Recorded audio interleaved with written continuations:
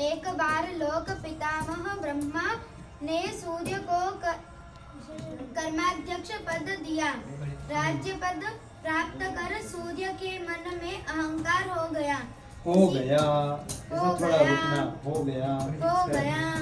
उसी समय उसको छींक आ गई। उससे अहंतासुर का जन्म हुआ। वह दैत्य गुरु शुक्राचार्य से गणेश मंत्र की दीक्षा प्राप्त कर तपस्या के लिए वन में चला गया। वन में अहंतासुर उपवास पूर्वक भगवान गणेश का ध्यान तथा जप करने लगा। कठिन तपस्या के बाद भगवान गणेश ने प्रकट होकर अहंतासुर से वर मांगने को कहा। अहंतासुर ने संपूर्ण ब्रह्मांड पर राज्य, अमरत्व, आरोग्य तथा अजेय होने का वर मांगा। भगवान गणेश तथास्तु कहकर अंतर्धान हो गए। अंतर्ध्यान हो गए। अपने शिष्य की सफलता का समाचार सुनकर शुक्राचार्य ने उसे दैत्यों का स्वामी बना दिया।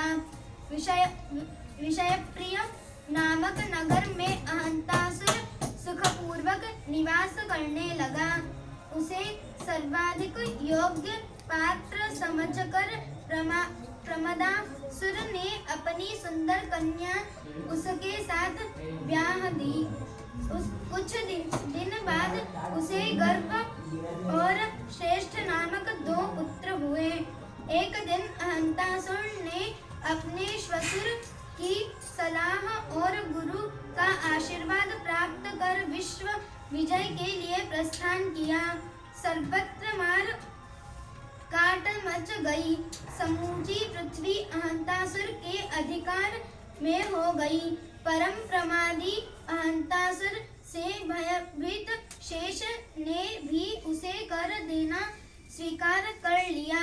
फिर असुर ने स्वर्ग पर आक्रमण किया। देवताओं की तरफ से भगवान विष्णु युद्ध करने आए, किंतु वह भी पराजित हो गए।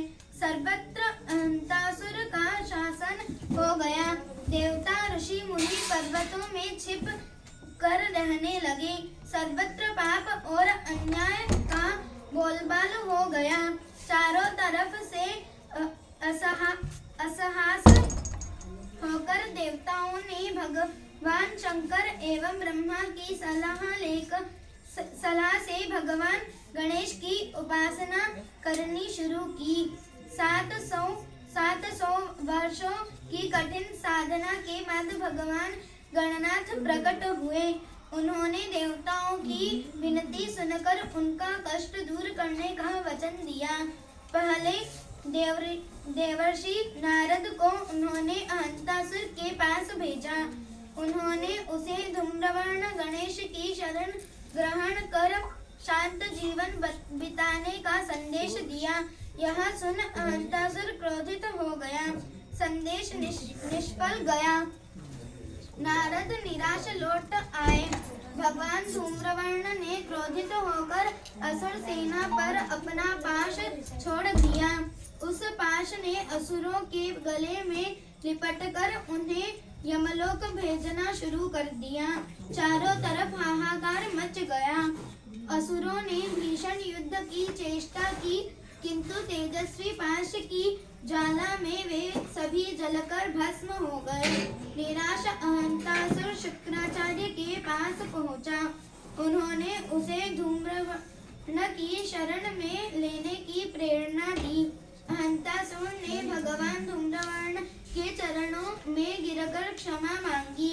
उनकी विविध उपचारों से पूजा की। संतुष्ट भगवान धूम्रवर्ण ने दैत्यों को उभय कर दिया। उन्होंने उसे आदेश दिया कि जहाँ मेरी पूजा न होती हो तुम वहाँ जाकर रहो। मेरे भक्तों को कष्ट देने का कभी प्रयास न करना। अहंतासुर भगवान धूम्रवर्ण के चरणों में प्रणाम करके चला गया। देवगणों ने विस्मित होकर श्रद्धापूर्वक धूम्रवर्ण की पूजा की तथा मुक्तकंठ से उनका जय घोष करने लगे। ताली बजाओ। कहानी का नाम ठीक है। लक्ष्य, अगले कहानी